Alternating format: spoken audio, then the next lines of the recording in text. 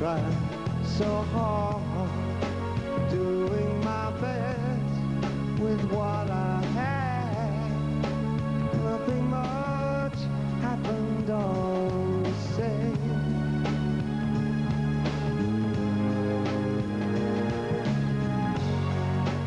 Something about me stood apart, a whisper of hope that seemed to fade.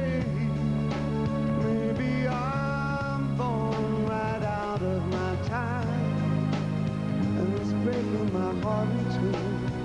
Yeah.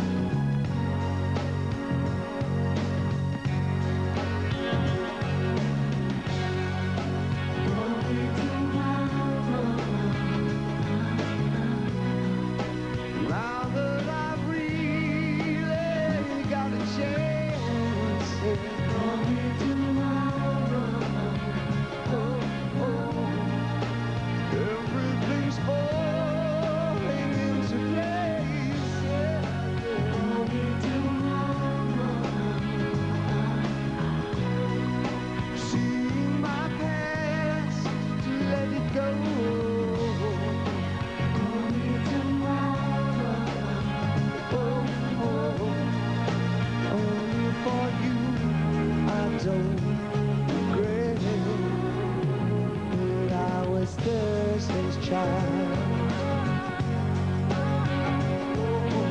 Monday, Tuesday, Wednesday mornings. Lucky old sun is in my sky. Nothing prepared me for your smile, lighting the darkness of my soul. I'm innocence in your arms, yeah.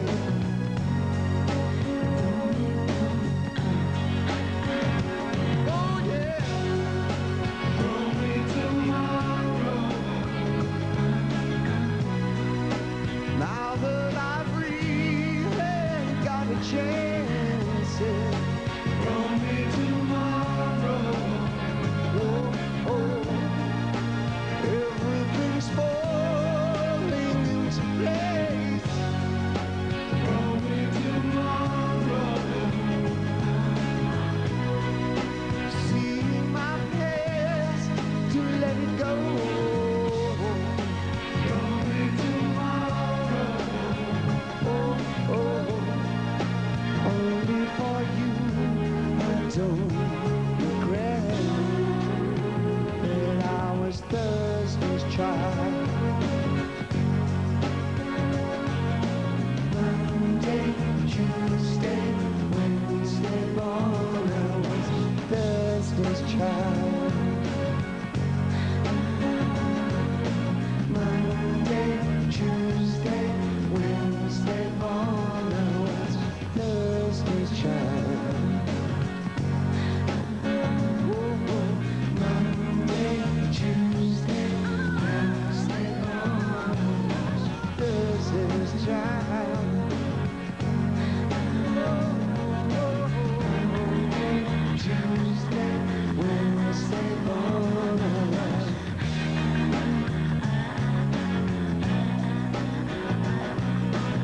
Monday, Tuesday, Wednesday born, I was.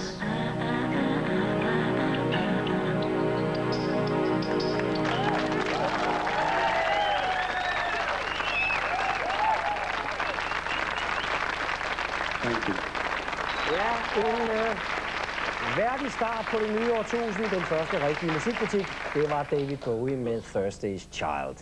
Vi har også besøg i aften af Maria Monti. Så kan vi byde velkommen til David Bowie. Welcome to you, David. Thank you very much. And I should congratulate you. It's your birthday today.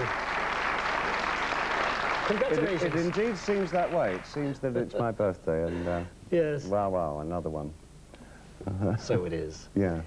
Ours is your 23rd album. It is indeed, yes. And it's been considered the most personal and autobiographic one. It's been described as such. I'm not sure if that's 100% true. I think it draws something from my own life, but the attitude on the album is that of a very sad man who has had maybe a life full of bitterness and regrets, which I don't feel that's particularly my life. No. Why is it called hours? Just to denote time, and seconds felt like an awkward word. So hour, well, it also has a double pun in English. It also means something shared, as in hours. So it's somewhere between denoting a space of time and something that's shared. Are you sort of a musical chameleon? Well, I think most of what I've ever done has been from enthusiasm. When I was a teenager, I had very strong enthusiasms for both the visual arts and for music and for theatre and cinema. And I kind of drew from all those areas all the time because I was driven by my enthusiasm for them. And that really hasn't ever diminished. I still have the same enthusiasms now as I had when I was a teenager. So it's produced this feeling of change all the time. But for me, it's the nature of man, I think, to change and not so much recreate. I don't like that word. I feel that to adapt to one's society in the way that society expresses itself, I feel that it's the job of man to keep pushing those boundaries, maybe. Your career, your musical career has been so comprehensive that it'll be impossible to talk about it all. But in the 70s, you had some very remarkable figures, Ziggy Stardust and the Thin White Duke. How did how did you invent these figures? I think more out of desperation than anything else. Probably a twofold reason. I like the idea of trying to bring a new kind of theatricality to rock. So that sort of informed the work that I was writing at the time. And the other reason, I just felt more comfortable being somebody else on stage. So it seemed almost a necessity to develop another alter ego to actually sing the songs for me. So that's the reason. Yeah, but I've got more comfortable subsequently. I'm okay now, Mum. In the 80s, your music seemed to be a little more mainstream. Yeah, very much so, for the centre of the middle bit of the 80s. And I wasn't particularly happy with that situation. Materially, it was extraordinary. But for me as a writer, I didn't find it particularly fulfilling. So I kind of put myself back on the edge again, you know, where I'm happier. Really. How would you describe your music in the 90s? Well, not as dysfunctional as it was in the 70s. But still attempting to create an otherness in the landscaping of it. The sound and the atmosphere of it, generally, it's to create another parallel world, I guess. I don't know, really. What do you consider the climax of your career so far? My son and my wife, I think. Those are the... I think well, I'd expand on that. My son, my wife, my friends, people that I've met. I think it begins and ends with people. You're a singer, you're a musician, you're a saxophonist, a guitar player, you're well, an actor, you're a painter, you're a computer game composer, or what should we call it.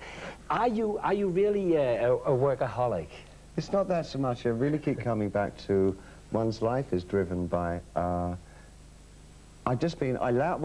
allowed myself the good fortune, I think, of leaving my one and only real job when I was 16, 17, and I kind of retired into the arts in a way. So for me, it's been a continual life, fortunately, of indulging myself in my enthusiasms. And those are the things that I enjoy doing.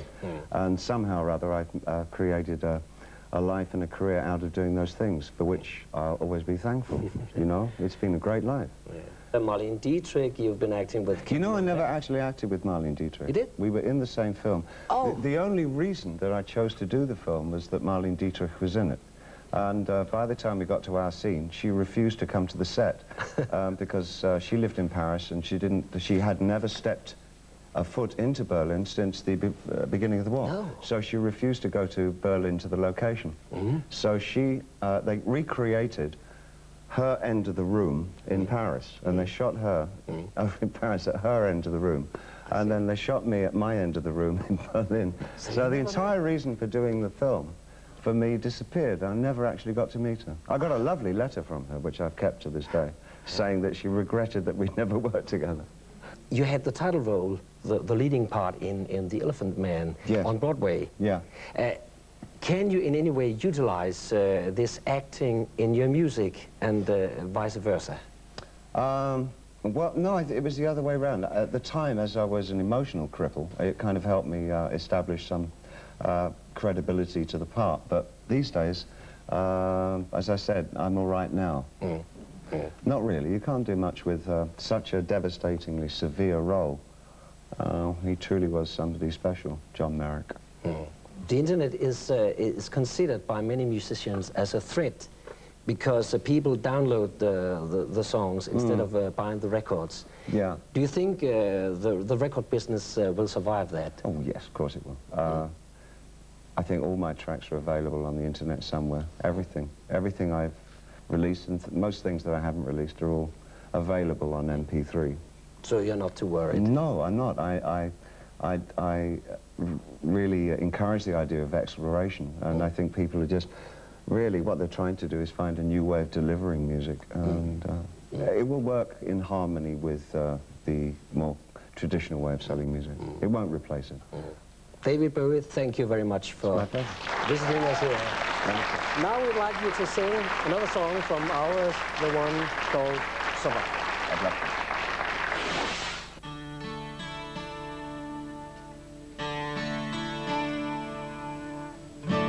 Oh my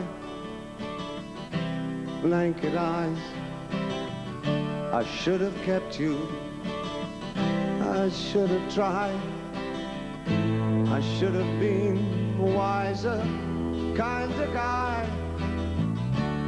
I miss you.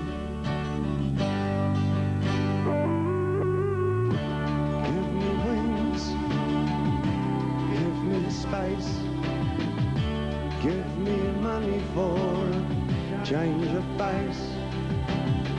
Those noisy rooms, passion pants, I loved you.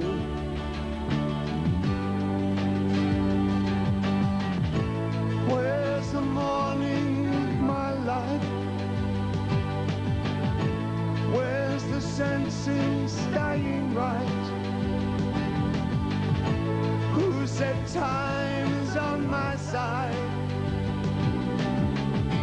I've got ears and eyes, but nothing in my life. But I'll survive your naked eyes. I'll survive.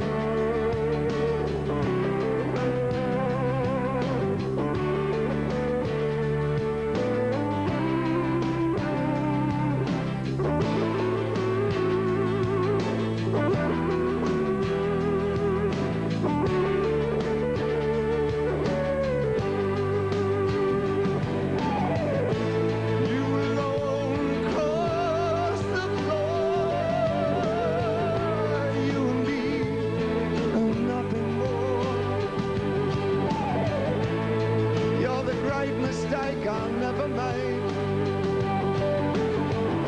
I never lied to you, and I hate it when you lie. But I'll survive your naked eyes. I'll survive Beach Boys, oh snowy white, razzle dazzle clubs every night.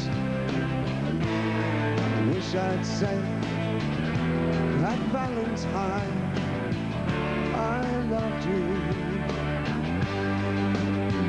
but I'll survive. I'll survive.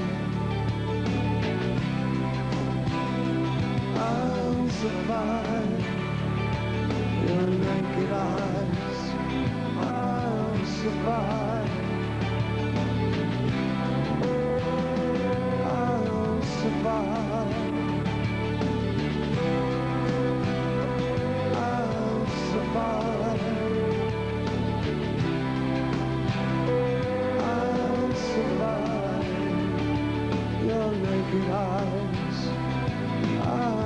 survive.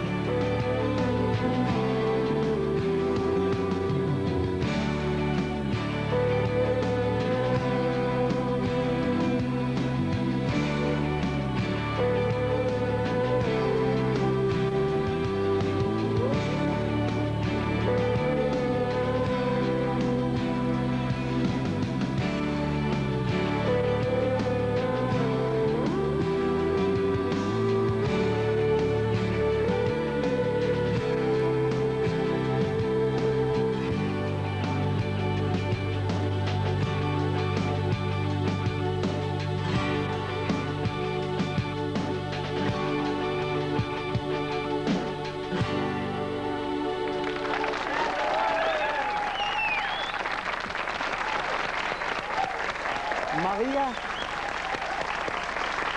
dit nye album, Se,